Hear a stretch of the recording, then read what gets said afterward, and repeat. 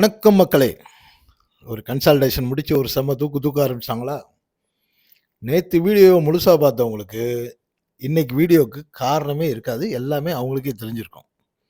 ஏன் தூக்குனாங்க? எத வச்சு தூக்குனாங்க? எதெல்லாம் அடுத்து கீழ இறக்க போகுது? இது நேத்து பேசின மாதிரியே ஒவ்வொரு செக்டாரும் எப்படி வேலை செஞ்சிருக்குன்றத இன்னைக்கு பார்க்கலாம். First Nifty. நிஃப்டி வந்து அ ஒரு நல்ல கன்சால்டேஷன முடிச்சு, இன்னைக்கு ஒரு தூக்கியிருக்காரு. 330 போயிருக்காரா?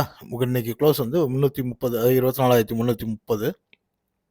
அடுத்த ஸ்டெப் இல்ல. அது ஆக்சுவலி ஸ்டாப்ன்னு போடணும்னு நெனச்சேன்.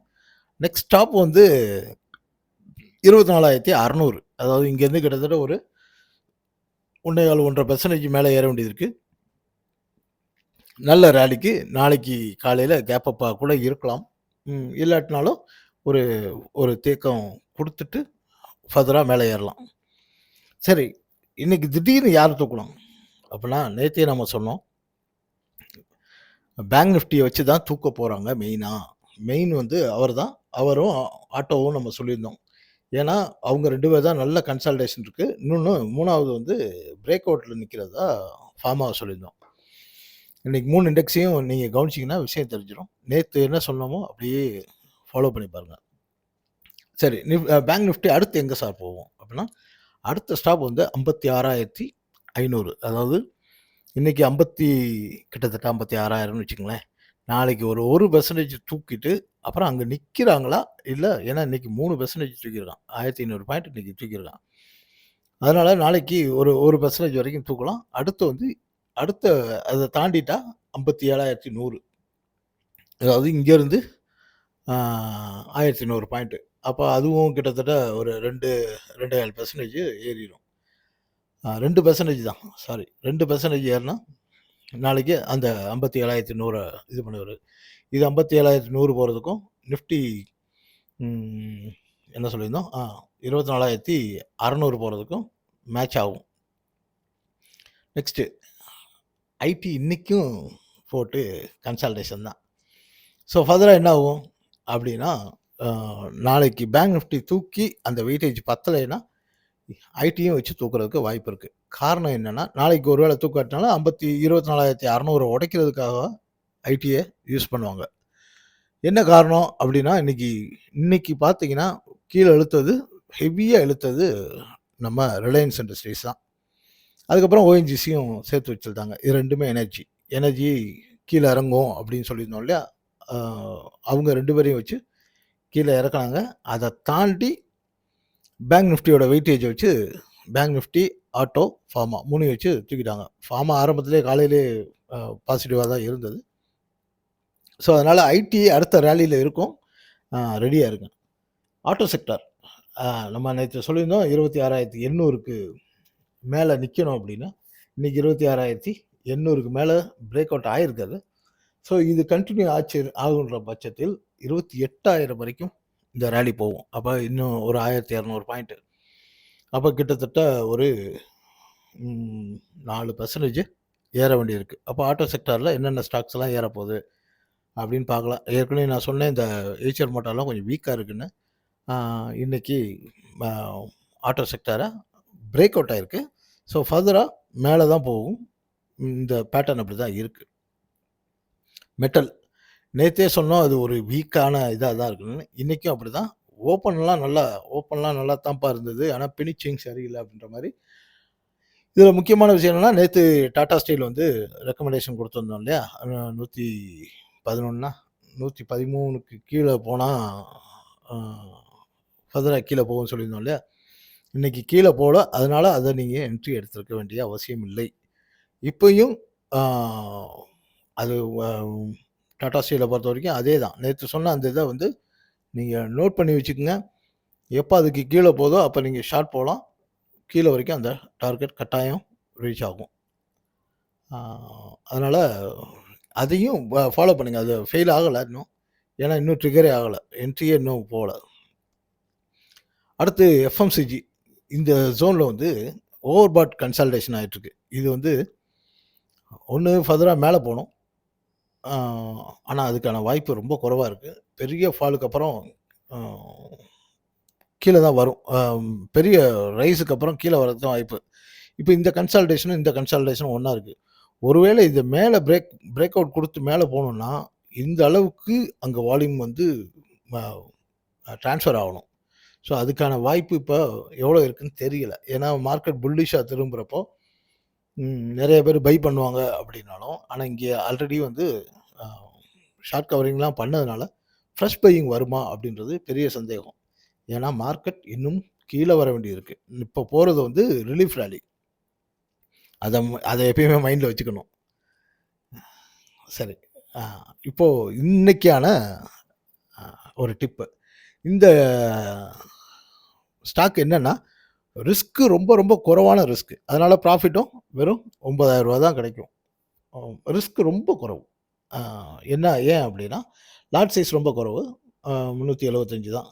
375னா கிட்டத்தட்ட ஒரு 4, 4,50,000 லட்ச தான் டோட்டல் ஒர்த்தே இருக்கும். அம் ஒரு வேளை 5,00,000 கூட வச்சுக்கோங்க ஒரு பேச்சுக்கு. டோட்டல் ஒர்த்தே அவ்வளோதான் இருக்கிறதுனால, உங்களுக்கு ரிஸ்க்கும் ரொம்ப குறைவு. இப்போ ஆ 2மே அப்படி போட்டு வச்சுட்டோம்னா, எஃப்&ஓ செக்மெண்ட்ல வந்து ஈக்விட்டி பிரைஸ்ல வந்து 1380ல இருக்கு. ஒருவேளை பை பண்ணணும்னு நினைக்கிறவங்க, இந்த பிரைஸ்லயே கூட வாங்கலாம். ஏன்னா, மேல வந்து 86 தாண்டுனா பை பண்றது ரொம்ப கிளீன் இது என்னது ஆ பையிங்க்கான அந்த டாக்டிக்ஸ். ஆனா 80ல வாங்குனா ஒரே ஒரு சின்ன விஷயம் இருக்கு. ஸ்டாப் லாஸ் வந்து 1361 20 பாயிண்ட். 80ல வாங்குனா ஒரு 20 பாயிண்ட். அதுக்கு கீழ குளோஸ் ஆகணும். அதான் ரொம்ப முக்கியமான விஷயம். அதுக்கு கீழ குளோஸ் ஆனா நீங்க வெளிய வரலாம். குளோஸ் ஆகாம கீழ வந்துருச்சுன்றதுக்காக வாங்க வேணாம். ஒருவேளை நாளைக்கு காலையில ஓப்பன் டவுனா இருக்கு அப்படின்னா, அந்த லோ இருக்கு இல்லையா? அந்த லோவுக்கு கீழ அந்த அதாவது 1361க்கு அதுக்கு அங்க வந்துட்டு திருப்பி 1362க்கு மேலலாம் போச்சுன்னா, நாளைக்கு லோ எதுவோ அதையே நீங்க ஸ்டாப் லாஸா வச்சுக்கலாம். ஸோ இது வந்து அ அட்டகாசமான ஒரு அ விஷயம். இந்த டார்கெட் வந்து 1410 அது இனிஷியல் டார்கெட்டு. ஒருவேளை 86ல வாங்கி 1410ல குடுத்தா ரூ. 9,000 கிடைக்கும். ஒருவேளை 80ல வாங்குனீங்கன்னா, அதுக்கேத்த மாரி ப்ராஃபிட் கூடும். இது டார்கெட் 1க்கு மட்டும் தான் அந்த ரூ. 9,000 ப்ராஃபிட்ன்னு சொல்றோம். டார்கெட் 2ல வந்து 1430 ஆ அதுவரைக்கும் போறதுக்கு நல்ல சான்ஸ் இருக்கு. ஃபர்தரா மேல போறதுக்கும் இருக்கு. ஆனா, நம்ம எப்பயுமே சேஃபா இந்த ஏரியாலயே நம்ம இது பண்ணிக்கலாம். ஓகே. ஸ்டாப் லாஸ் வந்து ஏன்னா இதோட பிஹேவியர் எப்படி இருக்கு அப்படின்னா, கீழ வந்துட்டு தான் மேல போகுது வழக்கமாவே. ஸோ ஒருவேளை ஓப்பன் டவுனா இருந்துச்சுன்னா, இத யுட்டிலைஸ் பண்ணிக்கங்க. பயப்படாதீங்க. ஸ்டாப் லாஸ் மட்டும் கரெக்ட்டா போட்டுக்கங்க. ஒரு அளவுக்கு மேல போறப்ப ட்ரைலிங் ஸ்டாப் லாஸ் போட்டீங்கன்னா, உங்களுக்கு மென்டலி செக்யூரா இருக்கும். ஃபார்மா நல்லா இங்க உடைச்சுக்கிட்டு நேத்து வரைக்கும் அப்படியே உடைக்கிறேன்னு சொல்லிட்டு இருந்தவரு, இன்னைக்கு ஸ்ட்ராங்கா உடைச்சிட்டாரு. ஸோ இந்த மந்த்ல இந்த ராலி வந்து கன்டினியூஸா இருக்கும். கன்டினியூஸ்னா இப்படியே ஸ்ட்ரெய்ட்டா போகாது. ஒரு ஒரு புல் டவுன் வந்துட்டு, ஒருவேளை ரீடெஸ்ட் மாரி கூட வந்துட்டு, ஃபர்தரா மேல போறதுக்கு நல்ல சான்ஸ் இருக்கு. ஸோ இந்த மந்த்து நம்ம ஏற்கனவே சொன்ன மாரி ஃபார்மா செக்டார் வந்து ஹீரோ. அதாவது புல்லுக்கான ஹீரோ பார்த்துக்கங்க. எனர்ஜி இந்த ஏரியால கன்சாலிடேட் ஆயிட்டுருக்கு. கீழ வரணும். இன்னைக்கு இவ்வளோ தூரம் கீழ வந்ததுக்கு காரணம், ஏற்கனவே சொன்ன மாரி தான் ரிலையன்ஸும், ஓஎன்ஜிசியும் ஹெவியா இன்னைக்கு இறங்குனதுனால தான் இதா இருக்கு. அப்போ மற்ற ஸ்டாக்ஸ் எல்லாம் ஓரளவுக்கு மேல தூக்கியிருக்கான். அதாவது ஃபார் எக்ஸாம்பிள் இந்த பிபிசிஎல், ஹெச்பிசிஎல், ஐஓசிஎல் இதெல்லாம் வந்து ஓரளவுக்கு தூக்கியிருக்காங்க.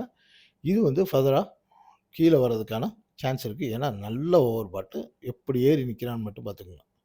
அதனால ரிலையன்ஸ் எல்லாம் லாங் எதுவும் இப்போதைக்கு போயிறாதீங்க. நம்ம தங்கம் க்ரூட் ஆயில் இறங்குன உடனே கோல்டு வந்து செங்கன்னு இன்னைக்கு ஒரு தூக்கிட்டாரு. இந்த தூக்குறதுல வந்து இந்த 3% தூக்குனதுல ரொம்ப முக்கியமான காரணம், இந்த ஏரியால இருந்து ஷார்ட் கவரிங் சேர்ந்து வந்திருக்கு. ஸோ ஆக்சுவலி கொஞ்சம் ஃபர்தரா கீழ போயிருந்திருக்கணும். ஆனா போகாம இப்படி ஏறுறது வந்து என்னன்னா, ஷார்ட் கவரிங் வந்தா தான் இப்படி கீழ டார்கெட்ட முடிக்காம சல்லுன்னு பயந்துட்டு மேல ஏறுறது. ஸோ ஃபர்தரா வந்து அடுத்த ரெசிஸ்டன்ஸ்ன்னு பார்த்தீங்கன்னா, நான் எடுக்கிறப்ப 4714ல இருந்திருக்கு. அடுத்த ரெசிஸ்டன்ஸ் 4760. சேம் நம்ம வெள்ளி. வெள்ளி வந்து அடுத்த இப்ப 76.5ல இருக்கு இல்லையா? ஸோ 80 வரைக்கும் இந்த ராலி கன்டின்யூ ஆகலாம். 80 தாண்டுறது தான் வெள்ளிக்கு ஒரு ரிஸ்க்கான விஷயம். யுஎஸ் ஆயில் நேற்று இது இறங்குறதுக்கான பேட்டர்னாக தெரியுது அப்படின்னு சொன்னோம். கிட்டத்தட்ட அப்படிதான் நல்லா இறங்கியிருக்கு. இது ஒன்று டெக்னிக்கலாக சொல்லணும்னா 88 டு 102க்குள்ளே அலையும். ஏன்னா இதை பிரேக் பண்ணணும்னா கிட்டத்தட்ட ஒரு 81க்கு கீழே பிரேக் ஆனால் மட்டும்தான் ஃபர்தராக ஃபால். இல்லை 102 இல்லை நம்ம அந்த பழைய டார்கெட் ஒன்று சொன்னோம் இல்லையா 119 அது வரைக்கும் போகலாம். அதில் எந்த ஒரு உறுதியும் கிடையாது. ஏன்னா இந்த பேட்டர்ன் வேற ஒன்று சொல்லுது. அதனால் அந்த பஞ்சாயத்து முடிய வரப்போகிற மாதிரி தெரியுது. இது ஈரான் கான்ஃப்ளிக்ட் வந்து ஒரு முடிவுக்கு வர்ற மாதிரி தெரியுது. இந்த பேட்டர்ன் அது சொல்லுது.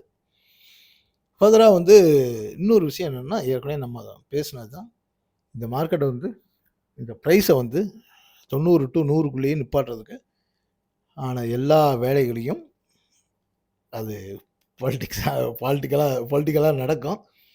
அது ரொம்ப டீட்டெயிலாக போக வேண்டாம். ஸோ